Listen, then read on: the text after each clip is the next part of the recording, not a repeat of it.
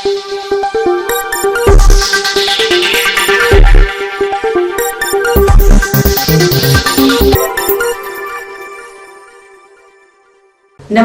Telangana 24 news కి స్వాగతం. మన తెలంగాణ మన వార్తలు. నేను సంధ్య.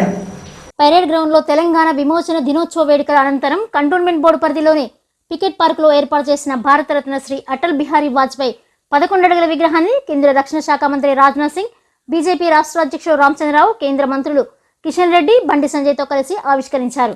ఈ కార్యక్రమంలో board CEO Madhukar Nayak, board nominated సభ్యురాలు భానుక నర్మదా మల్లికార్జున్, బీజేపీ సీనియర్ నేత రామకృష్ణ, బిఎన్ శ్రీనివాస్ మరియు తదితరులు పాల్గొన్నారు.